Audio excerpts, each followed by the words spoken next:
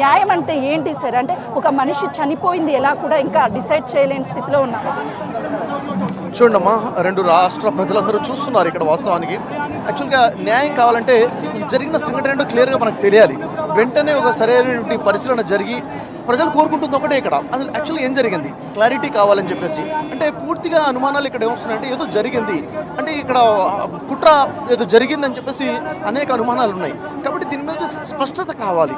CM గారి ఇప్పుడు స్పందించలేదు. ఇంత రెండు రాష్ట్రాలు కూడా కదిలిపోయే ప్రజలందరూ రోడ్ల మీద ఉన్నారు. ఇలాంటి తరుణంలో ఇది ఒక మతానికి సంబంధించిన ఇష్యూ కాదు, చూడకుండా ఇది మానవతానికి సంబంధించిన విషయం. గొప్ప మానవత ఉన్నటువంటి వ్యక్తి కాబట్టి ఒక వర్గానికి సంబంధించింది కానే కాదు. కాబట్టి ఇక్కడ హిందువులని, క్రైస్తవులని, ముస్లింలని కాకుండా మానవులందరూ కలిసి మానవత్వం కోసం. ఎందుకంటే ఈరోజు ప్రవీణ్ అన్న మీద జరిగింది, రేపు ఎవరి మీద ఈ విధంగా జరగవచ్చు. కాబట్టి నేను కోరుకుంటుంది ఏంటంటే మనం మానవత్వాన్ని మర్చిపోయాం. మత విద్వేషాలు వచ్చేసాయి. మత విద్వేషాలు పక్కన పెట్టాలి. యాక్చువల్గా మన భారతదేశం మనం నేర్పింది ఏంటంటే భిన్నత్వంలో ఎక్కువతోనే మనకు నేర్పింది. అందరం కలిసికట్టుగా ఉండాలన్నది. మనిషిని మనిషిగా ప్రేమించలేనటువంటి మతాలు మనకు వద్దు. మనకి కావాల్సిన ధర్మము మానవత్వంతో కూడిన ధర్మం. కాబట్టి ప్రతి ఒక్క వ్యక్తి కూడాను తోటి మనిషిని చూసినప్పుడు మనిషిగా చూడాలి తప్ప కులాన్ని మతాన్ని చూసే తత్వం దూరం అయిపోవాలి. ఈ మత విద్వేషాలు ఎవరైతే కల్పిస్తున్నారో అలాంటి వారిని క్లియర్గా చట్టం వారి మీద చర్యలు తీసుకోవాలి. ఎందుకంటే ఇలాంటి జరగడం రాకూడదు. ధర్మం తెలియని వాళ్ళు, మతం లేని వారు కొట్టుకొని చేస్తున్నారంటే అది వేరే విషయం. ఇక్కడ ఆధ్యాత్మికత, దేవుడు, పరలోకము అని తెలిసినటువంటి వారే ఇలా కొట్టుకొని చావడం అంటే చాలా దురదృష్టకర విషయము. నేను కోరుకుంటుంది ఒకటే, మానవులందరూ కలిసికట్టుగా ఉండాలి. తోటి మానవుని మానవుడిగా ప్రేమించేది కావాలి. ఎందుకంటే ధర్మము మానవుడి కోసమే తప్ప మనిషి ధర్మం కోసం కాదమ్మా, మన కోసమే వచ్చింది. మనము తోటి మానవుని ప్రేమించాలి. రేపు ఆ పరలోకంలో ఉంటే ఆ దేవుడు నువ్వు మనుషులతో ఎలా ఉన్నావు అని అడుగుతాడు. నిన్ను వల్ల నీ పొరుగు వారిని ప్రేమించమని చెప్పినటువంటి ధర్మము సర్వ మానవుడు సుఖ సంతోషాలతో ఉండాలన్నప్పుడు నా వర్గమే బాగుండాలి, వేరే వర్గం తప్పుగా ఉండాలన్నది వాస్తవం కాదు. కలిసికట్టుగా ఉండాలి. అందరూ కోరుకుంటుంది ఒకటి. జరిగిందంటూ క్లారిటీ చెప్పండి. అది ఒక సంఘటన దురదృష్టకరంగా జరిగినట్టు ఒక యాక్సిడెంట్ అనుకోండి, అది దేవుని చిత్త ప్రకారంగా జరిగింది. ఒకవేళ కుట్ర కోణం కనుక ఉంటే ఖచ్చితంగా బయటికి రావాలి, న్యాయం జరగాలి. ఈ న్యాయమే ప్రజలందరూ కోరుకుంటున్నారు. ప్రవీణ్ పగడాల గారు చెప్పినటువంటి ప్రతి వాక్యం కూడా ఎక్కడ మతాన్నో కులాన్నో ఉద్దేశించి ఎప్పుడూ చెప్పరు. అందరూ మనుషులమే ఐక్యతగా ఉండాలి అని చెప్తారు. కానీ అంతా ఈ రోజు వచ్చినటువంటి ఐక్యత నిరూపించారని చెప్పుకోవచ్చు.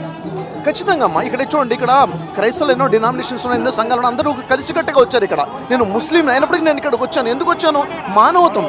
వ్యక్తిగతంగా ప్రవీణ్ పగడాల చాలా గొప్ప వ్యక్తి. చూడండి, మాట్లాడే విషయంలో పొరపాటు జరగచ్చు, నాతో తనతో ఎవరితోనో పొరపాటు జరగచ్చు. కానీ వారిలో గొప్ప విషయం ఏంటంటే వారు ఒకసారి ముహమ్మద్ ప్రవక్త నుంచి ఏదో అన్నారు. అన్నప్పుడు ఆ తరుణంలో ప్రజలు వాయిస్ రేస్ చేస్తే క్షమాపణ కోరారు బహిరంగంగా.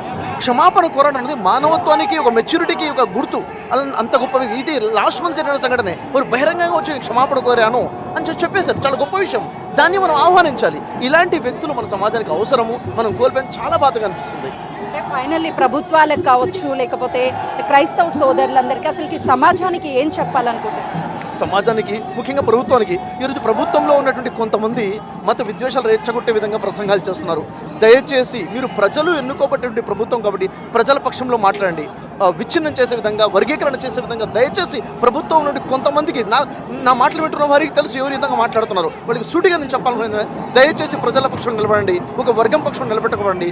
Divide and rule policy British వారిని తరిమి కొట్టేశాం. ఇక వద్దు. మన భారతదేశంలో డివైడ్ అండ్ రూల్ పాలసీ వద్దండి.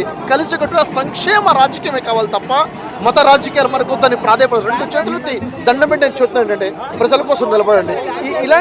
ఇలాంటి కూడు మనకొద్దు. ప్రజల్ని విడగొట్టి ప్రభుత్వం, అధికారము, ఇలాంటి సంపద మనకొద్దు. మనకి ప్రభుత్వం కోరుకుంటుంది, ఈ ఉభయ తెలుగు రాష్ట్రాలైనా దేశ ప్రభుత్వాలైనా కోరుకుంటుంది అంటే ప్రజల కోసం నిలబడండి, సంక్షేమం. ఎందుకంటే ప్రతి ఒక్కరికి మరణం ఉంది, ప్రతి ఒక్కరికి మనం ఆధ్యాత్మికులం. చనిపోయిన తర్వాత అక్కడ సమాధానం చెప్పాలి కదా. కర్మఫలం అంటాం, ప్రతి కర్మకి ఫలం అనేది మంచి చెడు కర్మలకి. మరి అక్కడ నిత్య మరణం ఉంది, స్వర్గ నరకాలు ఉన్నాయి. దానికి భయపడాలంట నేను. ఏ అధికారం శాశ్వతం కాదు కదమ్మా. కాబట్టి అందరూ కలిసికట్టుగా మానవత్వం లేని మతం మనకొద్దు. నేను సైతం సమాజం కోసం, ప్రతి వ్యక్తి సమాజం కోసం ఆలోచించాలమ్మా.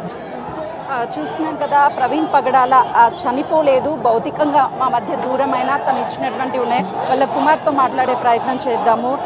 ఈ టైంలో మాట్లాడించకపోవచ్చు మిమ్మల్ని, కానీ తప్పడం లేదు. అంటే ఏం చెప్పారు? అయితే ప్రస్తుతం వాళ్ళ కుటుంబ సభ్యులు కూడా మాట్లాడడానికి ఇష్టపడడం లేదు. ఎందుకంటే తండ్రిని కోల్పోయినటువంటి బాధలో కుమార్తె ఉంది. మరోవైపు తమ కుటుంబానికి అండగా ఉన్నామంటూ వేలాది మంది ఇక్కడ క్రైస్తవ సోదరులతో పాటు ప్రతి ఒక్కరు కూడా ఒక హ్యూమానిటీలో ఆలోచించి అసలు ఏం జరిగింది ఏంటి, ఈ రోజున ప్రవీణ్ పగడాలకి జరిగింది, రేపు మాకు జరగదన్న గ్యారెంటీ ఏంటి, ప్రతి ఒక్కరు కూడా ఏం జరిగింది ఏంటి అనేది బయటికి చెప్పాలి అని చెప్పేసి పెద్ద ఎత్తున ర్యాలీ తీస్తున్నారు. బిగ్ టీవీ స్క్రీన్ మీద ఎక్స్క్లూజివ్గా చూడొచ్చు విజువల్స్లో. ఎంతో మంది వేరు ప్రాంతాల నుంచి రాష్ట్రాల నుంచి వచ్చి అంతిమ యాత్రలో పాల్గొన్నారు. చివరిగా